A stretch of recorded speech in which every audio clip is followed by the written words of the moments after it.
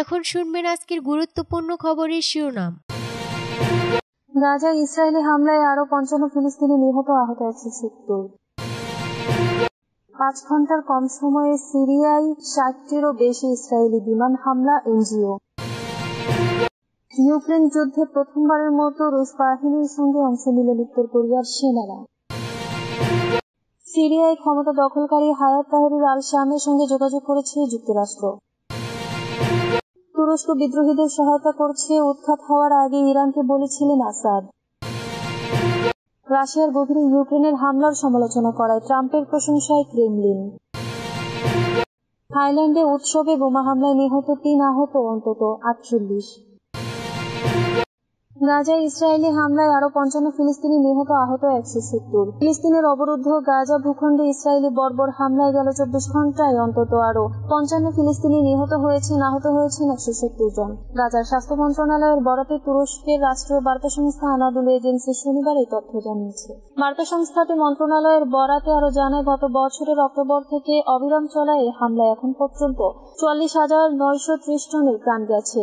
এই হামলায় আরো অন্তত 1,06,624 জন ব্যক্তি আহত হয়েছেন। মন্ত্রণালয় বলেছে, গত 24 ঘন্টায় ইসরায়েলি বাহিনীর অব্যাহত আগ্রাসনে 55 জন নিহত এবং আরো 170 জন আহত হয়েছেন। অনেক মানুষ এখনো ধ্বংসস্তূপের নিচে এবং রাস্তায় আটকা পড়ে আছেন, কারণ উদ্ধারকারীরা তাদের কাছে পৌঁছতে পারছেন না।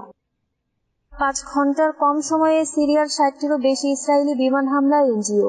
ইসরায়েলের বিমান হামলা তীব্রতর হয়েছে এবং 5 ঘন্টারও কম সময়ে সিরিয়ার বিভিন্ন সামরিক স্থাপনায় 60টিরও বেশি হামলা চালানো হয়েছে। বিষয়টি নিশ্চিত করে জানিয়েছে ব্রিটিশ ভিত্তিক NGO Syrian observatory for human rights. NGO তাদের প্রতিবেদনে বলেছে, ক্ষেপণাস্ত্র নিক্ষেপের শুরু শনিবার সন্ধ্যায় 60টি বিমান হামলা সিরিয়ার ভূখণ্ডে পরিচালিত হয়েছে এবং এই আক্রমণ এখনো চলছে। হামলাগুলো মূলত সামরিক অবকাঠামো এবং অস্ত্রের গুদামগুলোকে লক্ষ্য করে চালানো হয়েছে। এসব গুদামে প্রচুর পরিমাণে ক্ষেপণাস্ত্র, গোলা বারুদ, মর্টার এবং অন্যান্য সামরিক সরঞ্জাম মজুদ ছিল, যা ধ্বংস করার লক্ষ্যে ইসরায়েলকে এই হামলা হয়েছে।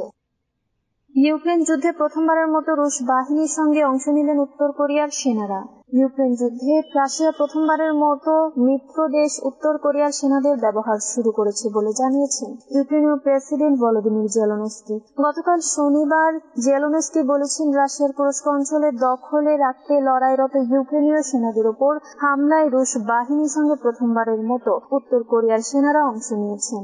জেলেনস্কি তার যুদ্ধকালীন নিয়মিত ভাষণে বলেন, ইউক্রেনীয় বাহিনীর উপর হামলায় রুশ বাহিনীর সঙ্গে উল্লেখযোগ্য সংখ্যক উত্তর কোরীয় সেনা অংশ নিয়েছেন বলে প্রাথমিকভাবে পাওয়া তথ্যে জেনেছেন তারা। ইউক্রেনীয় প্রেসিডেন্ট আরও জানান, উত্তর কোরীয় সেনারা রুশ বাহিনীর সম্মিলিত ইউনিটের সঙ্গে কাজ করছেন এবং এই মুহূর্তে শুধু কুরস্কের যুদ্ধক্ষেত্রে অংশ নিচ্ছেন। তিনি বলেন, আমাদের কাছে যে তথ্য আছে তাতে ইঙ্গিত পাওয়া যাচ্ছে যে উত্তর কোরীয় সেনাদের অন্যান্য যুদ্ধক্ষেত্রেও ব্যবহার করা যেতে পারে। ইউক্রেনীয় সেনাদের বিরুদ্ধে লড়াই উত্তর কোরিয়ার সেনারা অংশ নিলেও এ পর্যন্ত ইউক্রেনের ভূখণ্ডে তারা প্রবেশ করেনি।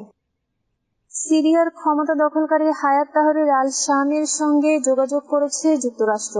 সিরিয়ায় বাশার আল আসাদ সরকারকে উৎখাত করে ক্ষমতা দখল করা হায়াত তাহরির আল শামের সঙ্গে যুক্তরাষ্ট্র যোগাযোগ করেছে। যুক্তরাষ্ট্রের পররাষ্ট্রমন্ত্রী অ্যান্টনি ব্লিংকেন শনিবার এই তথ্য জানিয়েছে, যদিও এর আগে গোষ্ঠীটিকে সন্ত্রাসী হিসেবে চিহ্নিত করেছিল যুক্তরাষ্ট্র।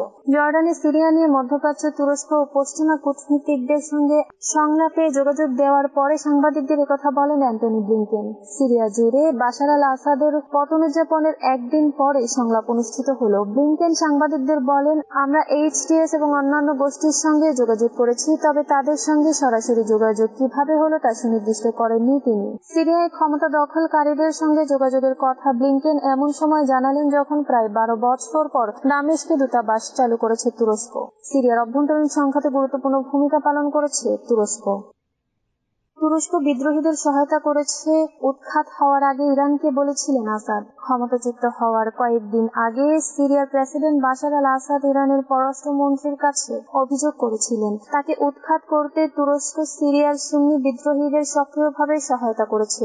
এ সপ্তাহে ইরানের 2 কর্মকর্তা বার্তা সংস্থা রয়টার্সকে একথা বলেছেন। 8 ডিসেম্বর বিদ্রোহীরা রাজধানী দামেস্কে প্রবেশ করলে মস্কো পালিয়ে যান আসাদ। রুশ সরকার তাকে আশ্রয় দিয়েছে। 2021 সাল থেকে সিরিয়ায় গৃহযুদ্ধ চলছে। যুদ্ধে আসাদ বাহিনীকে সমর্থন দিয়ে গেছেন ইরান। আসাদের উৎখাত ওই অঞ্চলে ইরানের প্রভাবের উপর বড় ধাক্কা বলে বিবেচনা করা হয়। হায়াত তাহরির আল শামের নেতৃত্বে বিদ্রোহী যোদ্ধারা যখন একের পর এক শহর দখল করে রাজধানীর দিকে অগ্রসর হচ্ছিলেন, সে সময় ইরানের পররাষ্ট্রমন্ত্রী আব্বাস আরাকচির সঙ্গে বৈঠক করেন আসাদ। 2 ডিসেম্বর দামেস্কে ওই বৈঠক হয়েছিল।